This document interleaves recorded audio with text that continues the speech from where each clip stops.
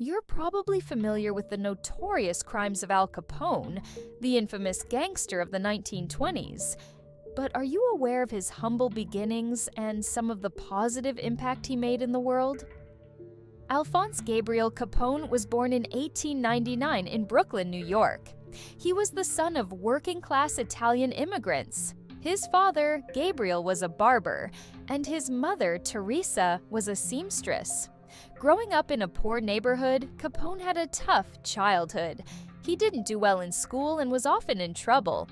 At 14 years old, Capone became involved with the street gang in his neighborhood, where he learned the skills that would later help him rise to power in Chicago's criminal underworld. Do you see the scar on his cheek? In his early 20s, Al Capone got into a fight at a bar where a man slashed his face with a knife.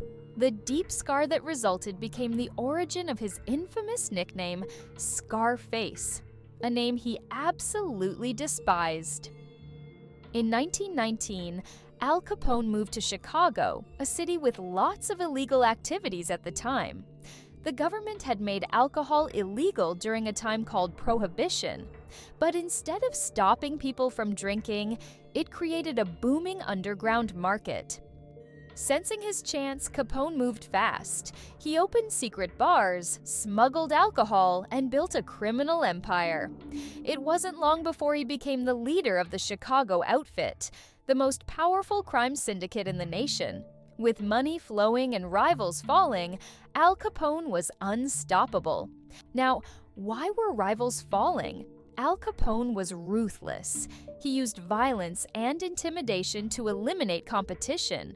He ordered attacks on rival gangs, including assassinations and shootouts, to take control of Chicago's illegal alcohol market during Prohibition.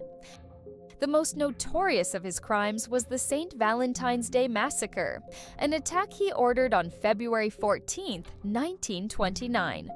4 hitmen, disguised as police officers, entered the garage of the North Side Gang. Pretending it was a routine raid, they lined up 7 gang members against the wall before opening fire, killing them all in a hail of bullets. Although Al Capone was widely suspected of orchestrating the massacre, he was never charged. This brutal display of power spread fear throughout Chicago and cemented Capone's reputation as the city's most powerful crime boss. One thing about this time period is there were lots of corruption. The city's law enforcement turned a blind eye to Capone's crimes. He bribed many police officers, politicians, and public officials in Chicago to protect his illegal operations. Capone got away with lots of criminal activities because of this corruption and helped him maintain his power and influence in the city for a long time. It wasn't all bad, though. Despite his violent reputation, Capone did some amazing things. When the Great Depression hit in 1929, Capone opened a soup kitchen in Chicago to feed the hungry. Capone also gave money to local charities and provided jobs during a time of high unemployment. Fun fact, Capone invested in the milk business in Chicago, and legend has it that he played a role in introducing expiration dates on milk cartons. Al Capone had become so powerful and influential that his violent reign over Chicago could no longer be ignored.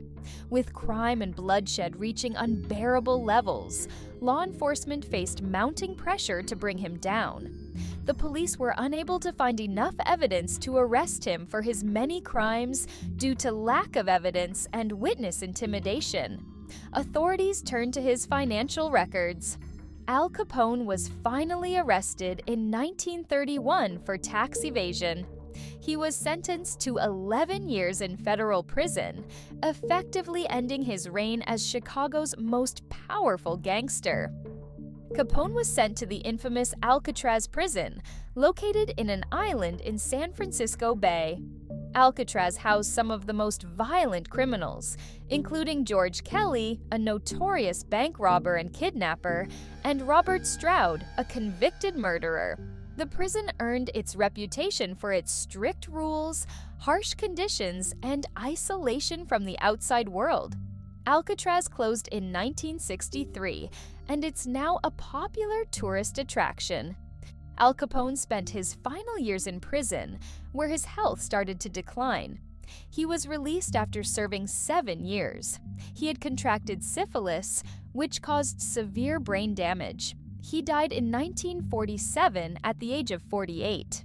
Capone's actions as a famous gangster and his role in American history left a strong impact on the country's criminal history.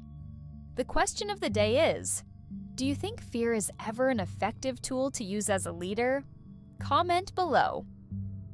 If you enjoyed the story of Al Capone, I recommend you check out the movies below: Scarface 1983, The St. Valentine's Day Massacre 1967, The Untouchables 1987. Subscribe. If you enjoyed this video, and comment below what fascinating person or event you'd like to learn about next.